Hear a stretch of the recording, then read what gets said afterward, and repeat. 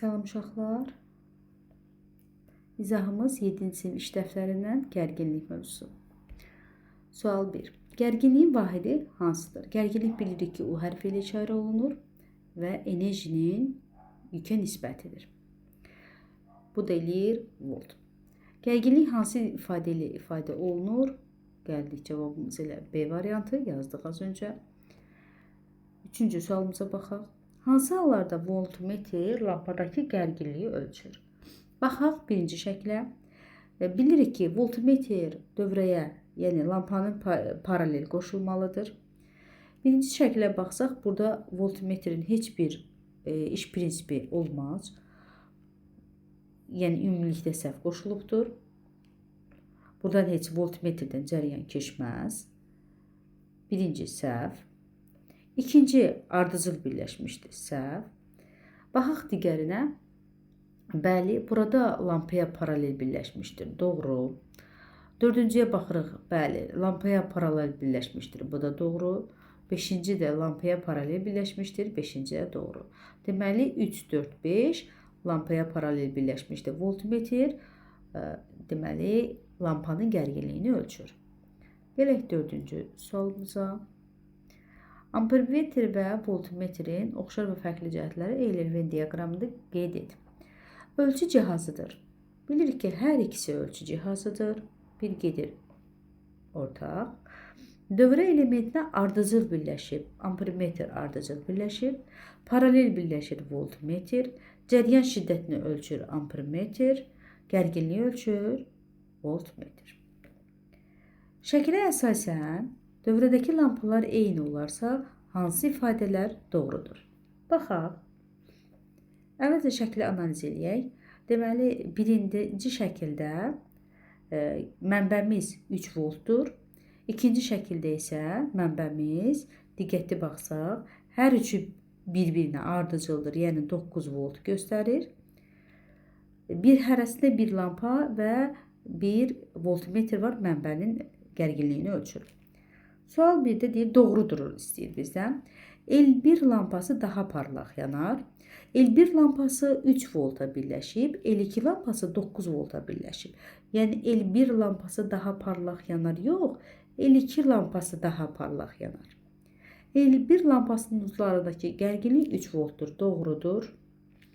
L2 lampasının uzlarındakı gərginlik 3 voltdur, yanlışdır. L2 lampasının uzlarındakı gərginlik 9 volta bərabərdir. V2 voltmetrin göstəricisi V1 voltmetrin göstəricisindən 3 dəfə çoxdur. V2 V1-dən 3 dəfə çoxdur. Bəli, bu da doğrudur. Deməli, cavabımız 2, 3, 5 oldu.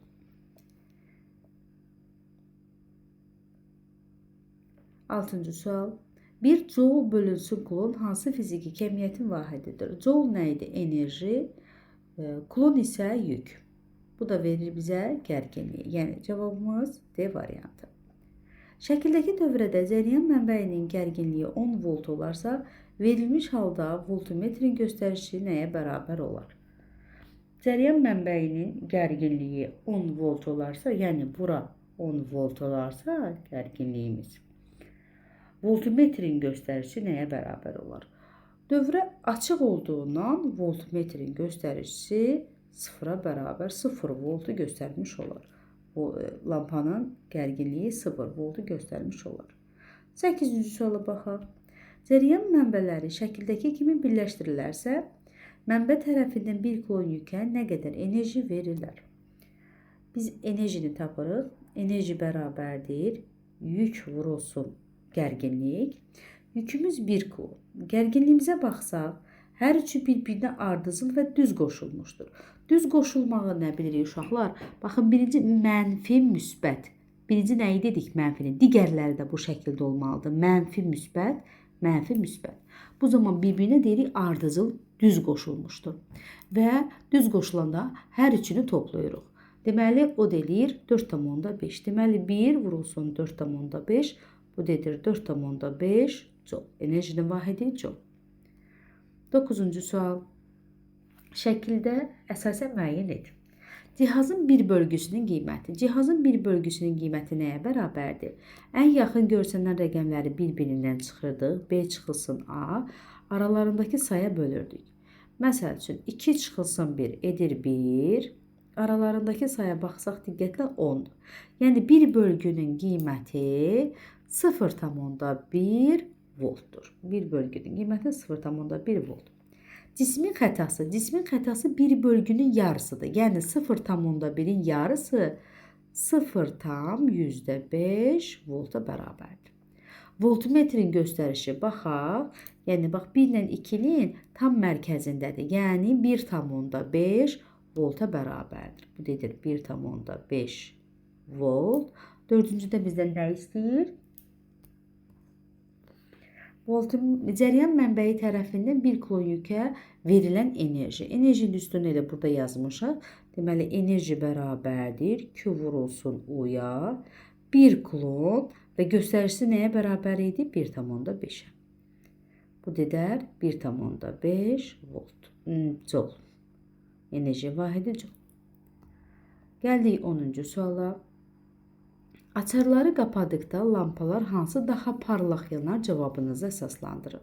Daha parlaq yanar deyil, B-də daha parlaq yanar. Cavabımızı əsaslandıraq. Çünki dövrədəki gərginlik daha böyükdür ikincidə. Mənbəmizin gərginliyi daha çoxdur. Gərginlik çox olduqda lampa cəryan şiddəti böyük olur. Cəryan şiddətinin böyük olan yerdə də lampa daha parlaq yanar. Gələk 11-ci suala.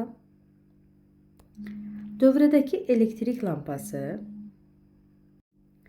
deməli, dövrədəki voltmetrin göstəricisi, yəni buradakı voltmetrin göstəricisi 3 volt, yəni gərginliyimizi verir bizə 3 volt.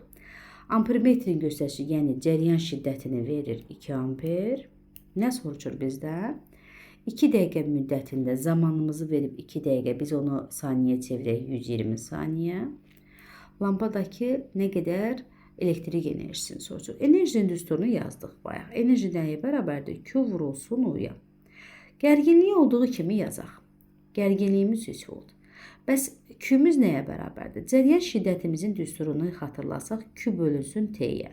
Buradan Q-nü tapanda Q bərabərdir IT. Deməli, mən buradakı IT-ni aparıb bura yerinə yaza bilərəm. Yəni, IT vurulsun, düsturumuz bu şəkildə gəlir də, I U-T-yə. Deməli, yazaq. 3 vurulsun cəryanımız 2 amper, vurulsun zamanımız 120. Bu dedər 6, bunu vuranda 720 joule. Gəldik Ohm qanununa. Elektrik müqavimətinin vahidi hansıdır? Müqavimət bilirik ki, R hərfi ilə işarə olunur. R gərginliyin cəryan şiddətinə nisbəti. Yəni, gərginliyin vahidi volt, cəryan şiddətinin vahidi amper.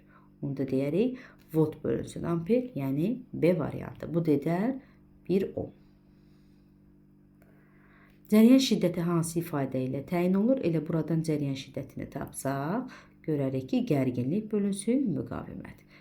Yəni, cavabımız A variantı. Üçüncü sual. Aşağıdakilərdən hansı Ohm qanunu ifadə edir? Ohm qanunu, yəni R bərabər gərginlik bölünsün cəryan şiddəti. Amma bir şeyə diqqət edək ki, müqavimət nə dövrədəki gərginlikdən, nə də cəryan şiddətindən asılı deyil. Yəni, gərginlik artdıqca cəryan şiddəti də artır, nisbət həmişə sabit qalır. İndi C variantını oxusaq, görərik ki, dövrə elementinin uzlarındakı gərginliyin bu elementdəki cəryan şiddətinə nisbəti sabitdir. Bax, bu Ohm qanunu ifadə edir. Digər suala. Lampanın müqaviməti aşağıdakı cihazlardan hansılar ilə və necə müəyyən edilir? Müqavimətin düsturunu ilk öncə yazaq. Müqavimət bərabərdir dedik, gərginlik bölünsün cəryan şiddəti. Gərginliyi ölçən cihaz. Deməli, ümumilikdə müqavimət 10 metr adlanan cihazla ölçülür. Baxırıq ki, burada 10 metr yoxdur. Bu zaman yoxdursa, gedirik biz düsturumuza. Düsturu yazıb baxırıq ki, düsturda hansı kəmiyyətlər var? Düsturda var gərginlik. Gərginlik nə ilə ölçülür? Voltmetrlə 1. Cəryan şiddəti var. Cəryan şiddəti nə ilə ölçülür? Ampermetrlə, bu da 2. Deməli, dövrədə ampermetr və voltmetr olsa, mən müqaviməti ölçə bilərəm. Və necə deyir? Necə ölçə bilərəm? Deməli, voltmetrin göstərişini ampermetrin göstərişinə nisbəti, yəni bölmə şəklində bölərək biz müqaviməti hesablaya bilərik. 5-ci suala baxırıq. Şəkildəki voltmetrin göstərişi 10 volt olarsa, ampermetrin göstərişi nəyə bərabərdir? Ampermetr cəryan şiddəti, yəni soruçur, cəryan şiddəti bərabərdir. Gərginlik bölünsün müqavimət. Gərginliyi deyir 10 voltdur. Bölünsün, müqavimətimizi də verib 2 amper. 2 ohm. Bu dedər cavab 5 amperə bərabərdir. 6-cı sualda voltmetrin göstərişi, yəni gərginliyi verib, cəryan şiddətini verib, müqaviməti soruçur. Müqavimət bərabərdir.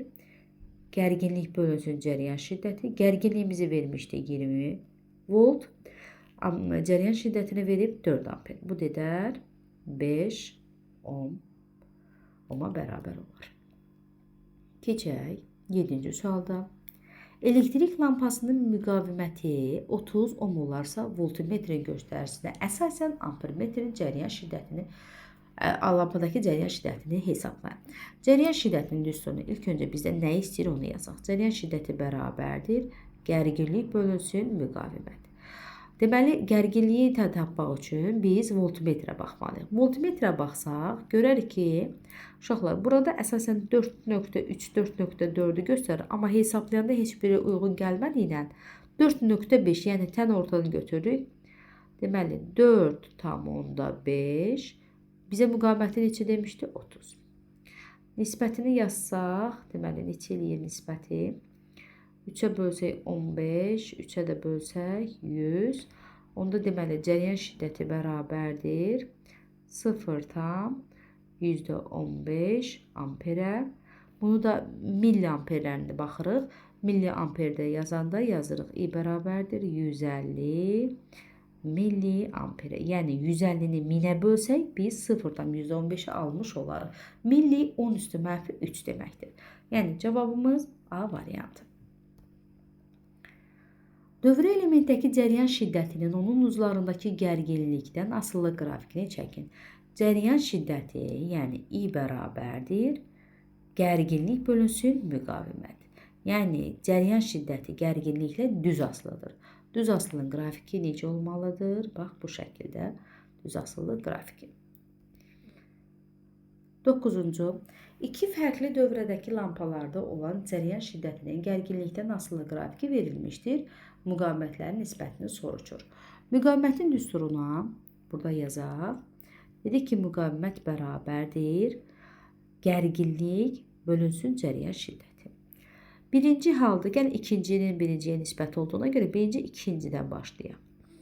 Deməli, müqavimətin ikincini bərabərdir. Nə yazmalıyam? U2 bölünsün I2. U2-yə baxıram ki, 20. Cəryan şiddəti də 2. Bu deyilər 10 ohm. Birinci isə bərabərdir. Bura baxıram. Yəni 10 volt bölünsün 4. Bu da bərabərdir. Elə belə də saxlayıb nisbət soruşur bizdən. Yəni R2 10 bölünsün olanda vurub tərsinə çevrilirik. Bu dedər cavab 4. Vahidi də yoxdur. Çünki nisbət şəklindədir. Cavabımız 4-ə bərabər olar. Müqaviməti, yəni R verib, 40 ohm olan lampanın uzlarındakı gərginlik, yəni U, 10 volt olduqda lampadakı cəryan şiddətini soruşur. Cəryan şiddəti dedik, gərginliyin müqavimətə nisbəti bərabərdir. Gərginliyimiz 10, müqavimətimiz isə 40. Bu dedər 4-də 1, yəni 0,25 cəryan şiddətinin vahidi amper. Gəldik bugünün sonuncu sualına. Hansı ifadələr doğrudur? Metal naqillərdə həmişə sərbəst elektronlar mövcuddur. Doğru, metallarda sərbəst elektronlar var. Yalnız metal naqillərin uzlarına cəryan mənbəyi birləşdirdikdə sərbəst elektronlar yaranır. Xeyr, cəryan mənbəyi birləşdirdikdə nizamlı hərəkət etməyə başlayır. Onsuz bu metalların tərkibində sərbəst elektronlar var. Cəryan mənbəyi olsa da, olmasa da, yəni bu yanlış. Üçüncü, metal naqillərinin ucları cəryan mənbəyinə birləşdirilməsə də, sərbəst elektronlar nizamlı hərəkət edir. Yanlış, nizamlı hərəkət etmir. Deyə bilərdik ki, sərbəst elektronlar mövcuddur. Bu doğru olardı. Amma nizamlı o zaman hərəkət edir ki, cəryan mənbəyi ilə qoşulsun. Bax, dördüncüdə olduğu kimi. Metal naqillərin ucları cəryan mənbəyi ilə birləşdirdikdə sərbəst elektronlar nizamlı hərəkət edir. Bəli, bu doğrudur. Deməli, cavabımız 1 və 4. Bugünlük bu qədər. Hələlik uşaqlar, diqqətli baxın. Yəni, köçürmək məqsədi ilə baxmayın, öyrənmək məqsədi ilə baxın.